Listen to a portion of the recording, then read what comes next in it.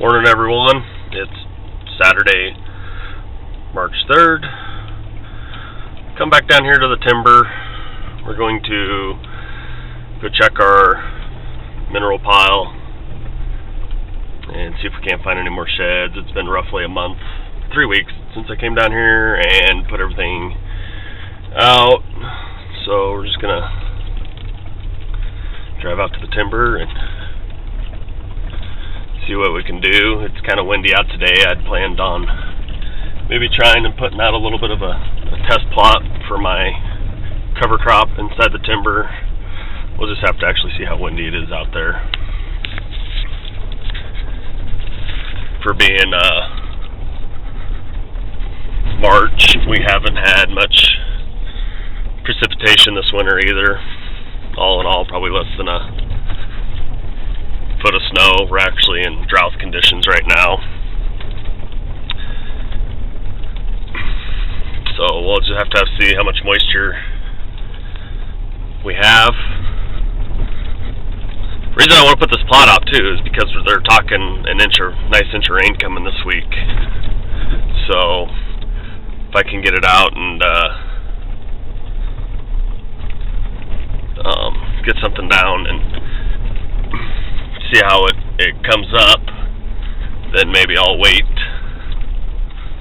another month here and we'll do another spot. Alright, walking in my timber. Hope you guys can hear me fine. Like I said, it's pretty windy out today and I don't have a microphone cover for this.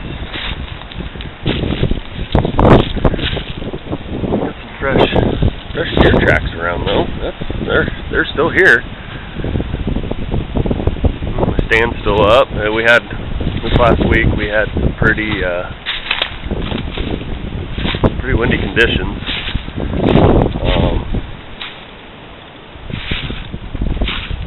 50-60 mile an hour wind gusts, which is bad.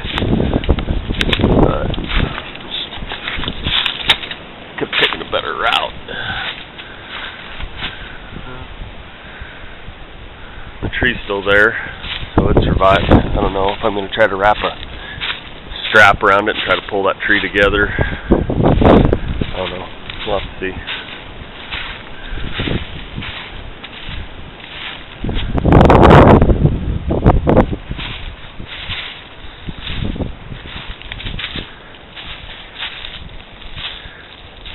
There's some rubs from last fall.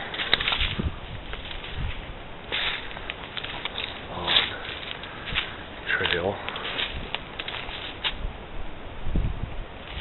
Something went flying.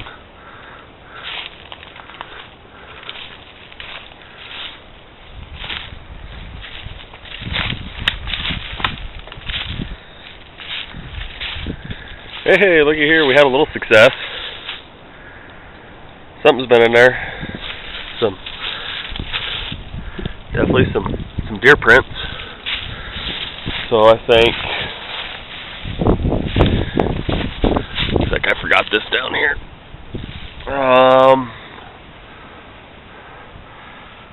Looks like I'll keep this here for my mineral pile. That tree right there is probably where one camera is going to go.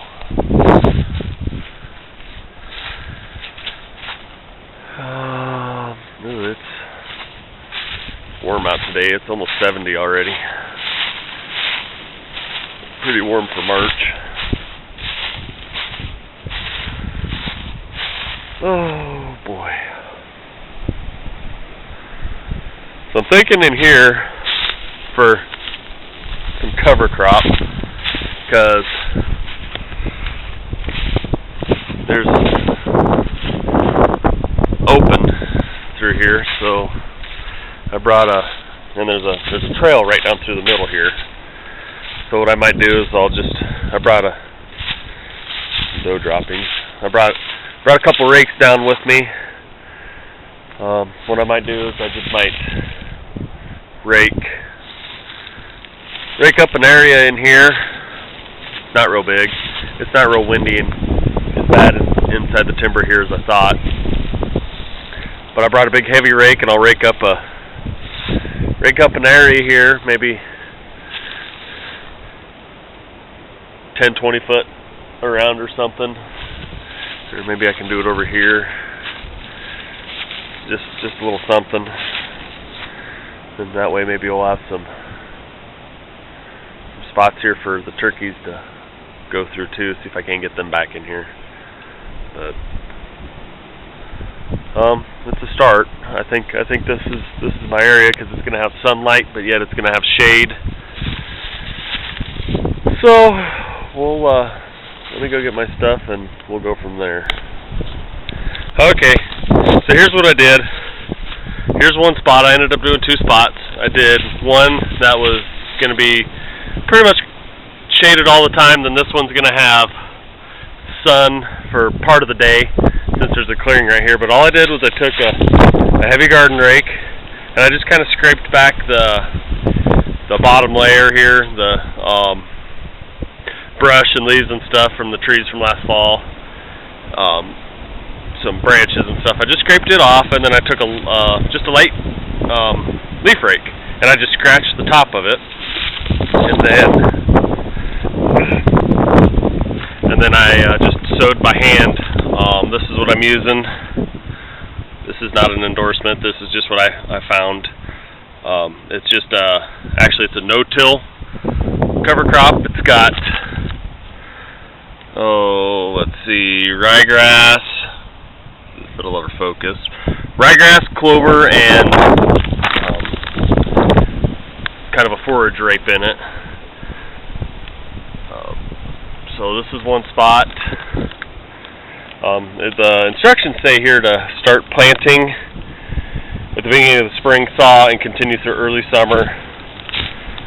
The farmer in me knows that with the ryegrass and clover in here, that's kind of a cold weather, early spring. So it being March 7th, I feel it's not too early to plant it, even though some people might think, but it also says that you can plant it fall, probably mid-August. But this is just trial and error, so I've never done this before, so if it doesn't work, I'll pick some more spots out, or vice versa. If it does work, we'll plant some more spots around. Here's the other spot. This is there's my pickup out there by the entrance of the timber, kind of off the beaten path a little bit, but I just kind of did the same thing, peeled back a spot, raked it, sowed it, but then I also lightly just stepped it down to get the seed into the ground just a little bit, even though they say it's no-till, but you need to step it down a little bit, otherwise I was afraid that the wind was going to blow it away. A lot of work for just to have the wind blow it away. I sowed it plenty thick too. It said it covers 11,000 square feet. Well, I did it pretty thick to account for germination, and hopefully the birds don't pick at it too bad. They will. Birds like seed. So let me put this stuff up and we'll take just a quick walk through the timber and see what else we can see if there's any antler shells or not. Hopefully, plenty of signs there. Alright, so let's go a different route this time, see what we can see if there's anything out there as far as some sheds. I don't know. I know there was, for a fact, that there was more than one buck in my timber other than the one I got last year.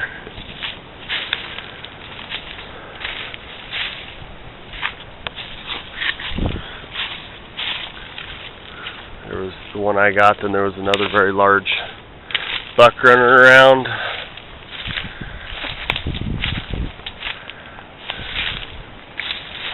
But if I haven't found anything yet, Probably not gonna find nothing. These guys go from timber to timber. It's who knows, and somebody may have gotten them. They're in the rut. They go everywhere out of their usual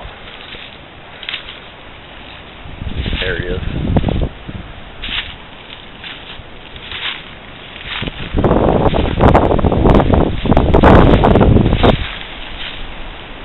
Just trails everywhere.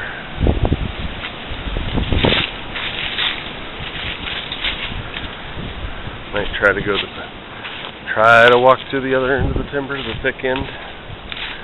See if we find anything down there or not.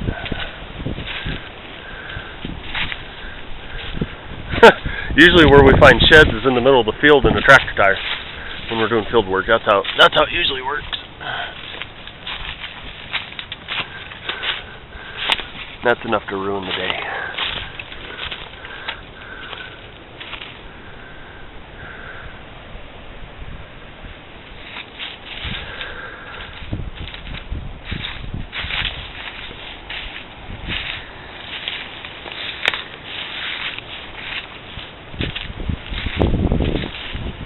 I doubt we're going to find anything this far up.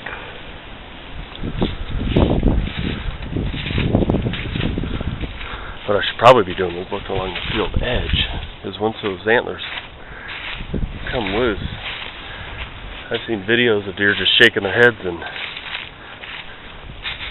antlers coming off.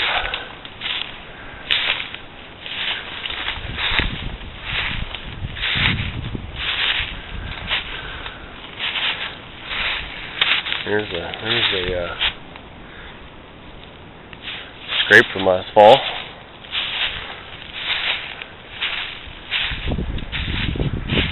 We'll get some cams out here in the next couple weeks and start really tracking activity.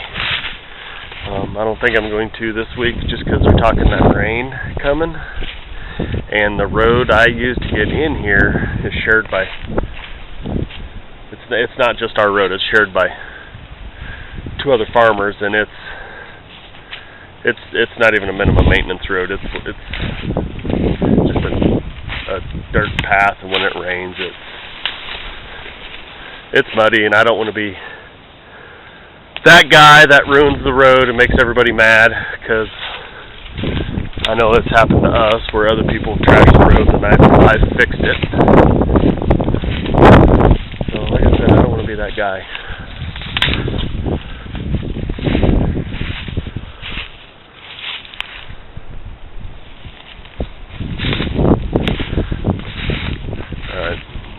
Wander here for a bit. So I'm down here in the part of the timber now that I usually don't come into, because like I said, it's too thick. It's thick now, but it's usually a lot worse once the vegetation stuff starts growing. I've walked a little ways. This timber isn't very much, very big.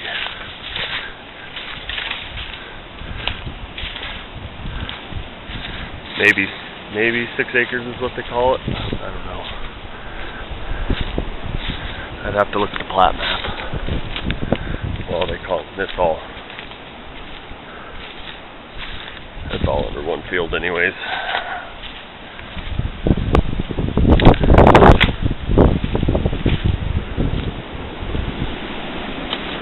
I don't know.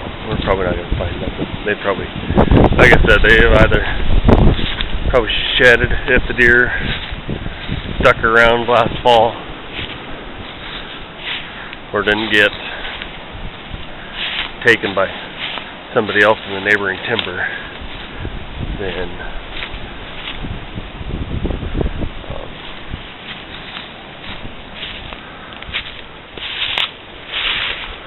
I'll probably find them at the tire of the cultivator or something. That's usually how it works.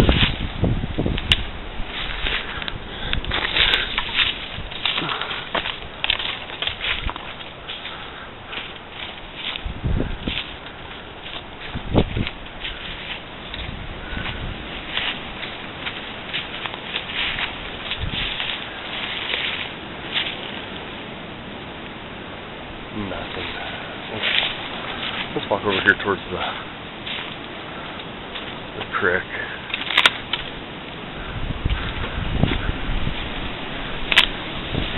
Just try to make a path through here this summer. My son's 3 years old now, and he might enjoy some fishing, so might bring him up here. And up here, the rivers or the creek is deeper.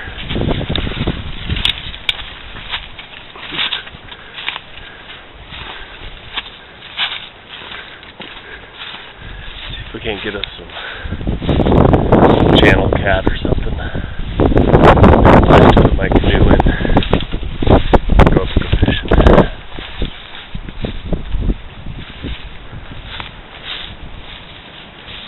Oh, that's not supposed to be there. So, I've fished up here before. That's good fishing. Not that I fish much. I don't have. Coming from a hunter, I don't have much patience for fishing. Okay, I'm back in the pickup now, and so time for a little reflection here. Didn't find any sheds anywhere, so I have a feeling that we're probably not going to find any, but I'll be in and out here through the spring. I plan on trying to turkey hunt down here. But, so some people probably wonder, well, why do you do this? Why do you go all the work to put mineral out and food plots and stuff like that? Well, I consider myself more than just a deer hunter. I consider myself maybe a conservationalist. I'm doing this for more than just me.